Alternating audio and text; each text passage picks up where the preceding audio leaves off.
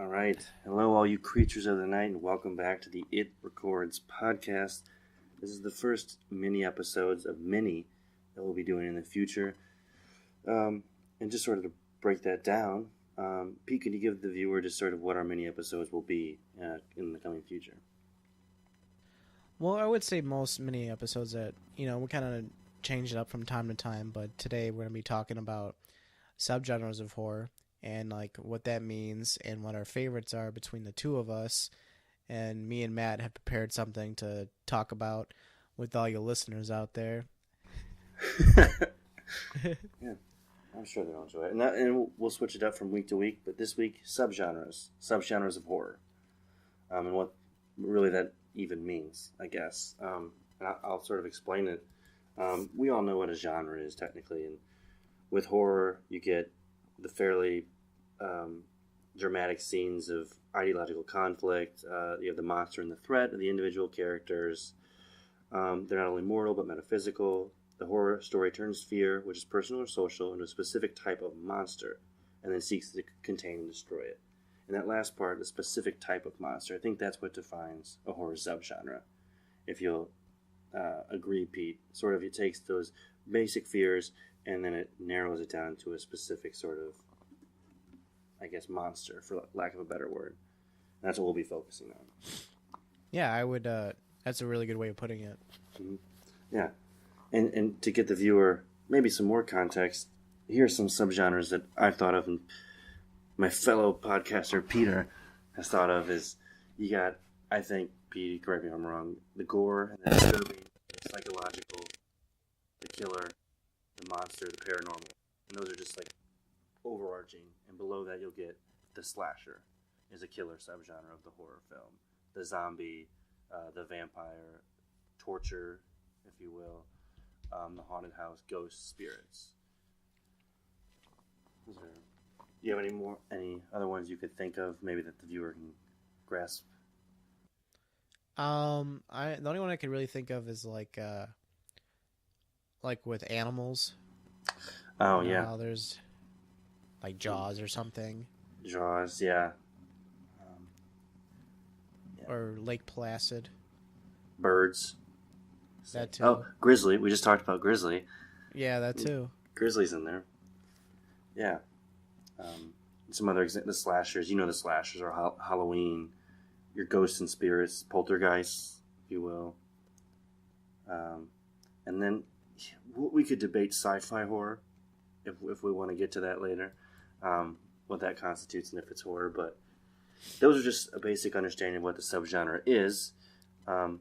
Please tweet at us. We'll get a Twitter up on our Facebook of your favorite subgenre. If you can think of something we haven't listed, we have several here, but I think this is a good enough time, Pete, to break into really of those.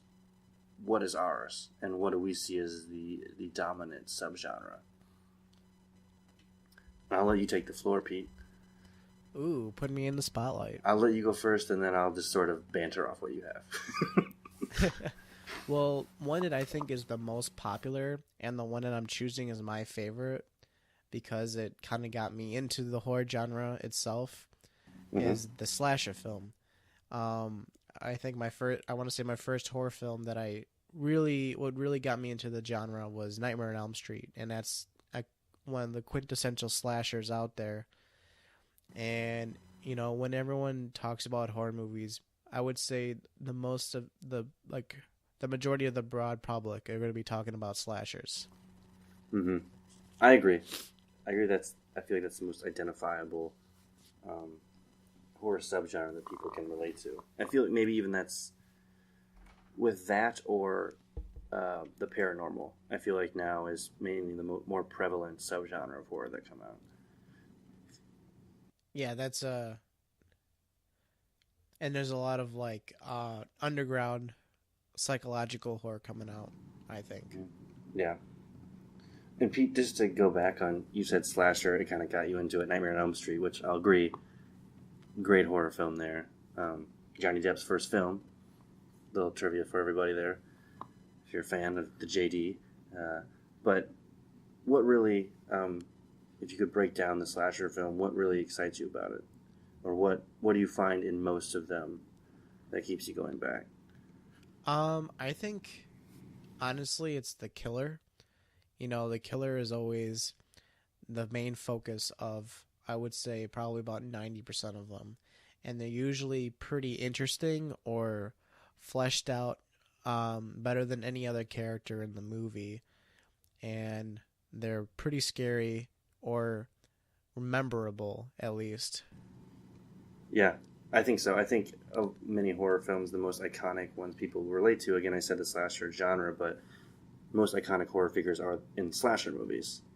From Michael to Freddy, Jason, those are the big ones. But over time, do you think the slasher film has changed from its beginnings to now? Maybe altering to audiences or how the killer is presented, just so that it's kept pace with time. You think it's the most prominent subgenre? Yeah, with that being said, I kind of want it to kind of stop. As in, I think it's overstayed its welcome, even though I am choosing it as my favorite because it is very enjoyable. But at this time, it just feels not fresh anymore because it's been coming out since late 70s. Yeah. And, it just feels like that everything's been done a million times. Yeah. You don't know. That's my little complaint about it, is that I feel like if you're gonna do a slasher, you can't be really original when you're making a movie. Okay. Going off that, 2 points. You can't be really original anymore, you're saying. Do you think it sort of hit a plateau? Because, Scream wasn't that long ago. Do you think that was fresh? Or even, I don't know if you want to categorize Cabin in the Woods as slasher or just sort of like a genre-bending horror film. Do you think those... How would you, I guess, talk about those? Well, both those are obviously great movies in my opinion. And I think Cabin in the Woods it's kind of multiple genres. It kind of feels like a part of slasher, but it's like a good melting pot of a lot of different genres. Yeah. I was thinking that as I was saying, it's more of a genre-bending one that touches on a lot of different types of films. But then the second point I was going to make with that is, how do you feel about a lot of the famous slashers, the classic ones, the Halloweens, Friday the 13th, Nightmare on Elm Street, even My Bloody Valentine, being remade, basically, for a new audience? Do you enjoy the remakes? Do you think any of them stand up to the originals, or those should just get the hell out?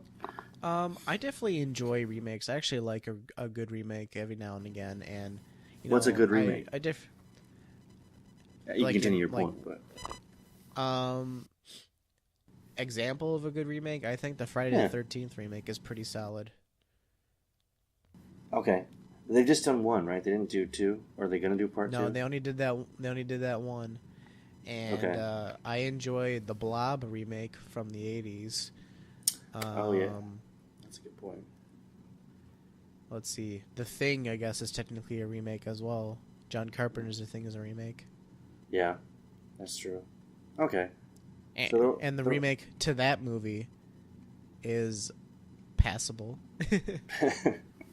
You'd recommend it? If you like... I mean, I would say the average movie horror-goer would enjoy it. And to me, that movie is pretty much the same thing as... It's just trying to be like John Carpenter. It's just not as well executed, but it did a fine job. Okay. I'd agree with that. What is... And you might have answered this. I'm just trying to debunk your slasher favorite subgenre here. But you said Friday the 13th... No, Nightmare on Elm Street got you into the genre. Is that your favorite one? What's your favorite slasher subgenre horror film? I mean, that's a tough one because, Gotta pick one. There's some really great choices in this genre because Like you said, Scream's great. Nightmare on Elm Street's great. Probably a third of the Friday the 13th are pretty great. A third of them. What about Jason Takes Manhattan? Is that your... Or Jason I've actually X? I've never seen that one. I haven't seen Takes Manhattan or Jason Goes to Hell. Those are the two Jason movies I have not seen. I have seen every other one, though. Oh, that's impressive. I haven't seen that many. I've seen quite a few, though. I was afraid you were going to say Puppet Master. Part four of Friday the 13th is pretty great. The final chapter. Wait, part 4 is the final chapter?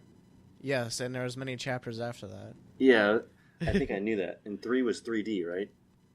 Yes, it's pretty terrible, but also pretty great. Yeah. All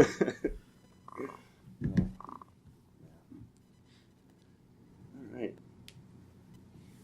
Well, do you have any further information, tidbits to add on your slasher subgenre?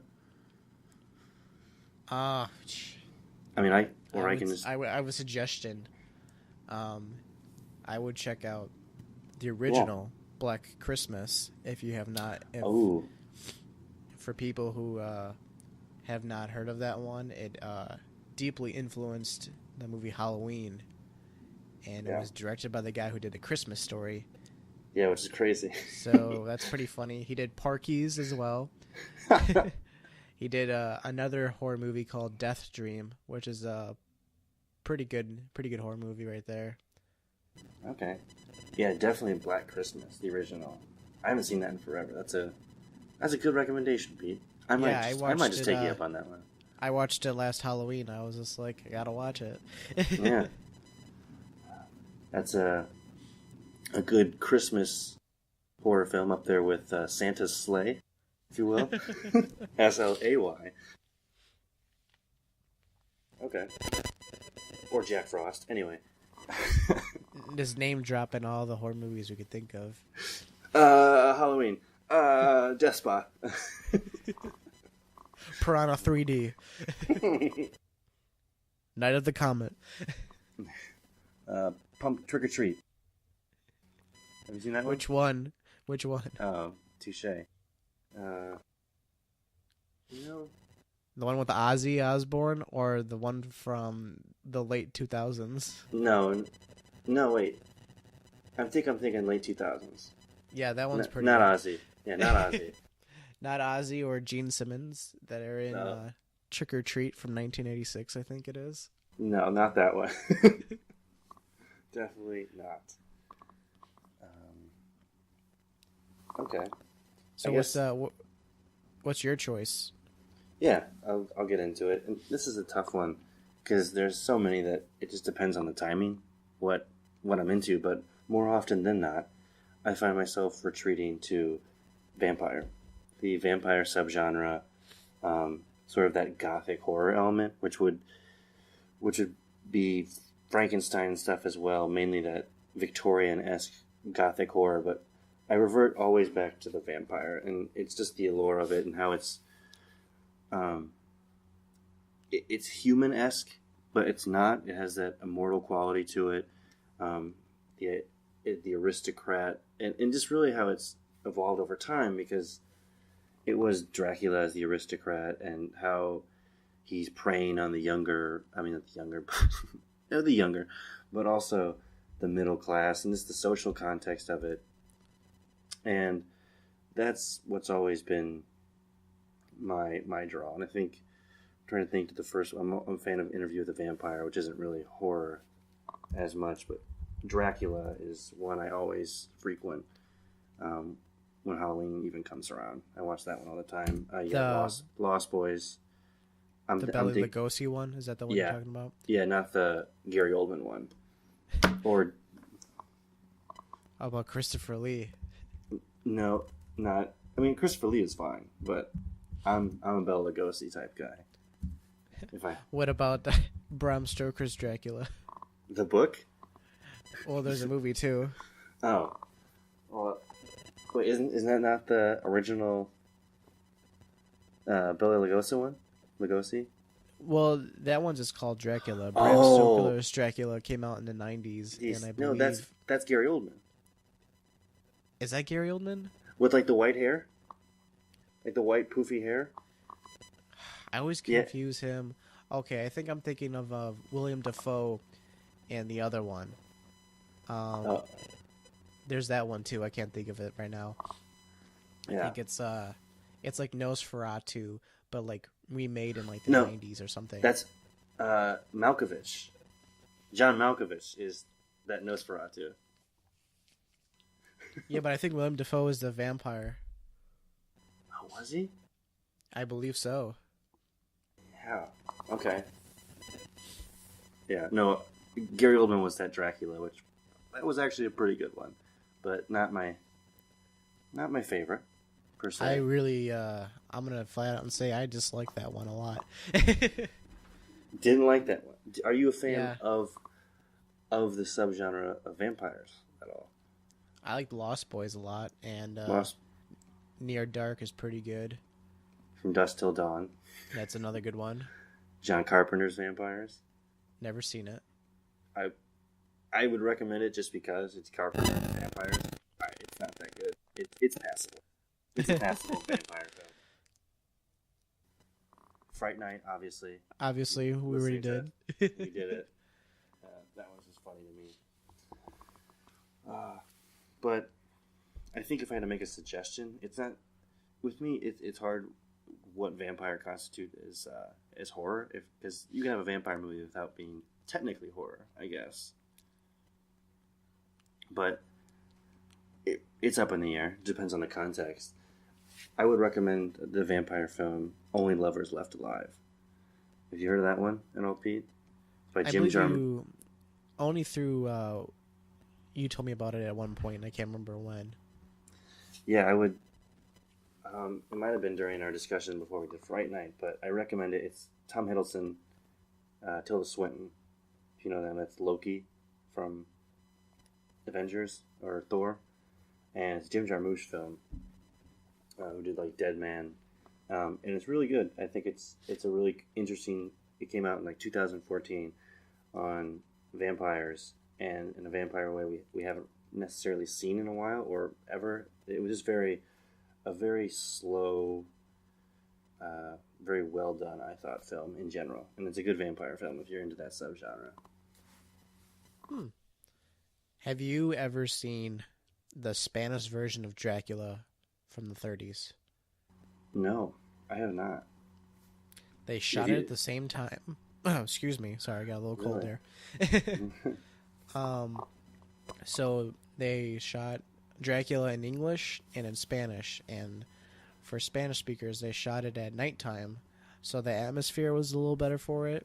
Sure. And they were able to look at the shots that they did for the English speaking one, so they thought about how can we make this better.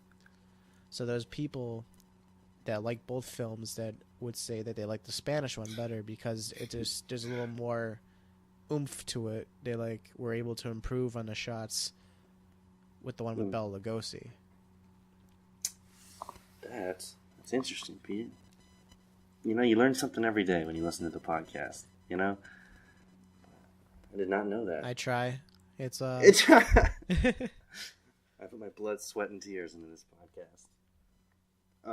But in that same vein, the Spanish Dracula, I'm sure they bought the rights, and we've mentioned Nosferatu, and you know this backstory. I'm sure that Bram Stoker's widow at the time, because he passed away before the filming of Dracula, which came out in the 30s, but Nosferatu came out several years before that. It was a silent film, and they didn't buy the rights. They couldn't purchase the rights for film. Bram Stoker's wife wouldn't give the rights away, so he created Nosferatu. F.W. Murnau, I believe who it was. Okay. Created a vampire film, which is basically the same movie as Dracula if you watch them back to back, but he's called Nosferatu, and she ended up suing him for likeness and for copyright infringement, but actually didn't end up winning the case. Nosferatu passes on its own. But if I was the prosecutor, I'd say I say you took a lot from Dracula. I'd say it's basically the same movie, but apparently they differentiated enough and had enough popularity that it wasn't associated with Dracula that it didn't win the case. But yeah, so Nosferatu is Dracula, but they both have their cultural merit. Yeah, I could see that. Mm-hmm.